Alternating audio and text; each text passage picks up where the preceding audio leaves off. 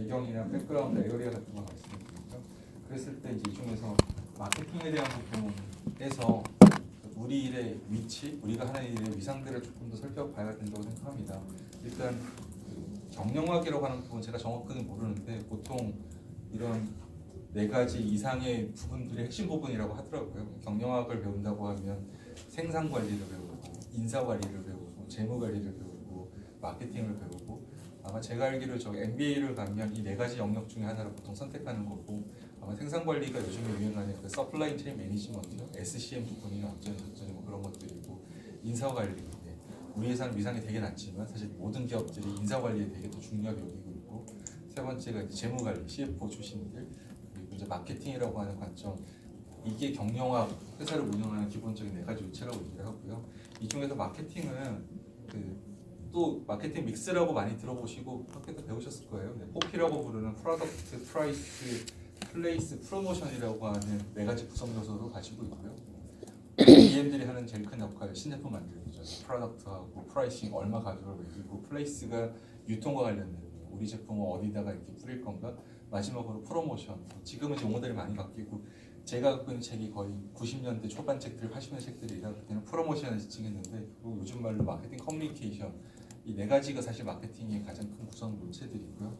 이 프로모션을 과거의 책은 또 이렇게 나눠놨습니다. 애드버타이징, 퍼블릭 릴레이션스, 세일즈 프로모션, 퍼스널 셀링이라고 부르는, 이게 이제 용어를 제가 까먹었네요. 프로모션 믹스인가 뭐 하여튼 뭐 이렇게 해서 마케팅 믹스의 하이단에서 또 다시 4가지로 이렇게 구분이 되어 있고요.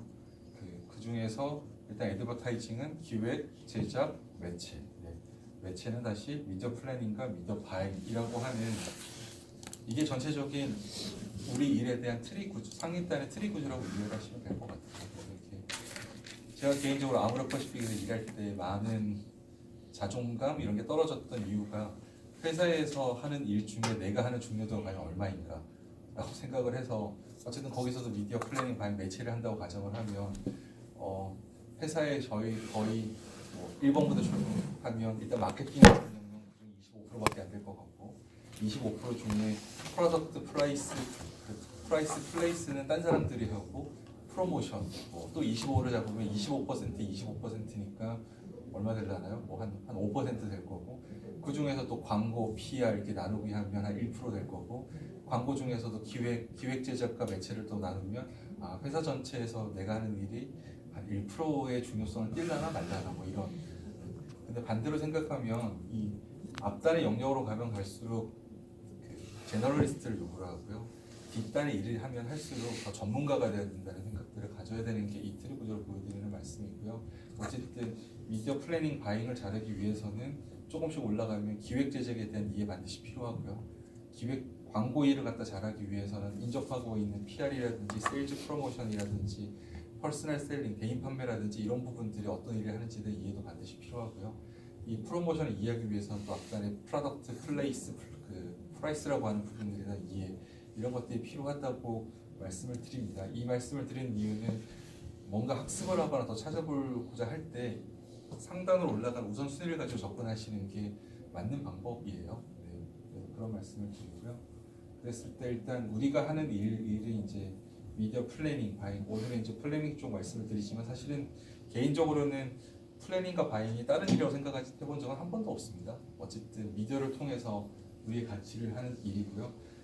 또 교과서 하나 가지고 왔는데 미디어 플래닝 혹은 매체 일이 왜 중요한가라고 하는 부분에 업계에서 많이 썼던 제 이야기들입니다. 이게 아마 이렇게 존 워너메이커요. 미국의 유명한 백화점 왕으로 제가 알고 있는데 옛날에 이제 한 100년 전에 남겼던 명언이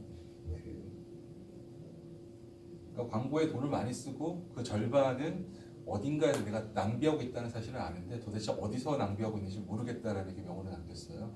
그 얘기는 뭐냐면 뭔가 효과가 발생하고 하는데 도대체 어디다가 어떻게 해야 되는지 모르겠다.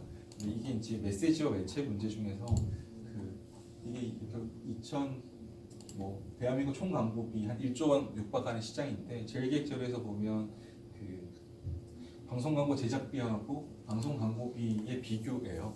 그래서 밑에 짙은 색 바가 당연히 예상하시는 매체비이고요. 위에 얇은 색 옅은 회색이 제작비라 결국 전체적으로 한 80% 정도 이상의 광고주의 돈을 매체에서 쓰고 있어요. 그렇기 때문에 이 미디어 플래닝과 미디어 운영의 정확성, 정교성, 전략성에 따라서 아까 얘기한 돈의 50%가 낭비가 되니 안 되니 이런 부분들을 극복할 수 있기 때문에 과거부터 이러한 논리로 매체비 훨씬 더 중요한 미디어가 중요하다는 얘기들을 많이 했던 게 상황입니다. 이제 근데 전체적으로 제가 좀 두서없이 얘기하는데 대한민국의 미디어 플래닝 산업이 살짝 왜곡되어 있는 부분이 있습니다. 근데 그런 것들을 좀 살펴보기 위해서 일단 히스토리컬하게 조금 시각을 가지고 이해를 하시는 부분이 중요한데요.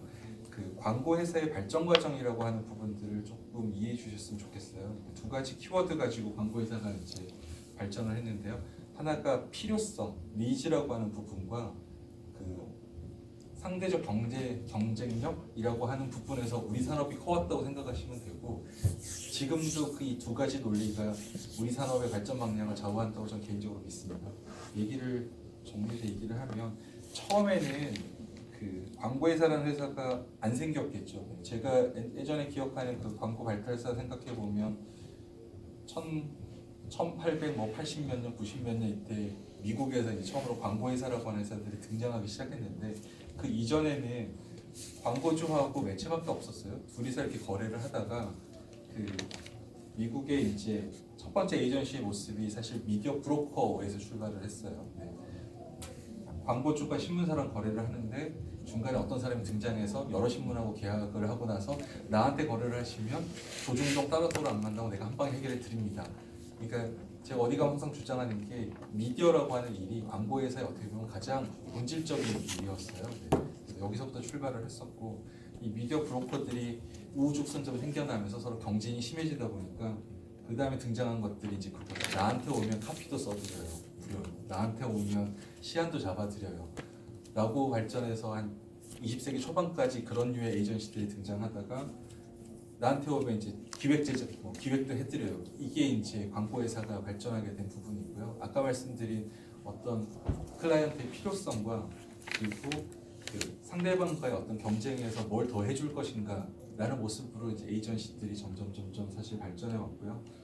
그래서 에이전시 쪽은 그렇고 미디어 쪽도 마찬가지죠. 처음에 독립해서 팔다가 미디어 랩이라고 하는 미디어 브로커들이 등장해서 나한테 의뢰를 하면 더 많은 수익을 올려주겠습니다. 기타 등등 이러다 보니 이제 거래들이 생기기 시작했었고 그게 이제 현재의 모습을 갖추게 된 전체적인 광고 산업의 발달로 이해하시면 됩니다. 지금도 똑같다고 생각하는 게 결국은 이 서로 간의 에이전시들의 차별점이 없고 광고주의 니즈가 생기면 그 니즈를 맞춰주기 위해서 또 다른 직종이 생겨나고 에이전시가 병모하게 되는 게 현재의 모습이라고 생각을 하고요. 조금 더 이렇게 자료 없는 거 첨언해서 말씀드리면 미국 회사들은 종합 광고 회사 위주로 일단 왼쪽에서 오른쪽의 모델로 많이 성장을 했어요. 제이월트 탐슨이라든지 미국 회사와 유럽 회사들을 이제 구분짓는 제일 쉬운 방법이 창립자 이름이 회사 이름이 들어가 있으면 거의 미국 회사입니다. 제이월트 탐슨, 비비디오드, 바트는 어쩌고 오스본 이런 사람들이고, 근데 캐럿과 같은 회사는 이제 유럽 베이스인데 유럽 회사들은 창립자 이름보다는 그냥 이렇게 이름들을 썼던 걸로 알고 있고요.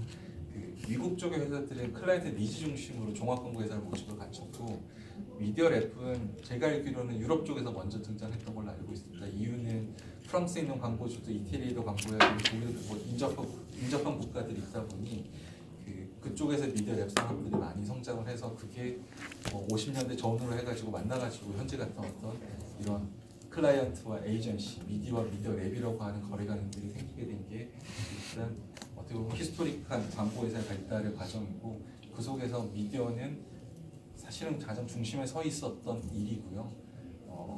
저는 이 위상이 떨어지거나 바뀌거나 앞으로 프로젝트 바이닝에 와서 사람이 필요하니 안 필요하니 어쩌고 이런 얘기들이 나와도 가장 기본적인 본질인 미디어의 어떤 집행과 관리라고 하는 측면에서의 에이전시 역할은 안 없어질 거라고 봅니다. 왜냐하면 출발점이 그거였거든요.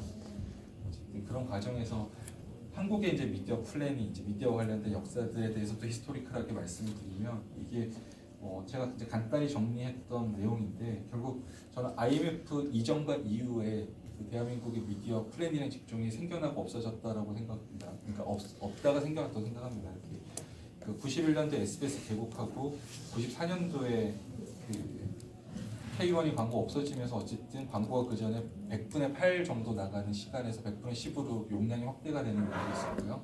95년에 케이블 TV가 개국하면서 전체적인 매체 환경은 좋아졌지만 그 제가 고정물이라고 하는 TV 판매제도가 몇 년까지 있었는지 잘 기억을 못 하겠어요. 고정물이라고 하면 이 시절의 TV 광고는 지금의 5개 광고랑 똑같았습니다.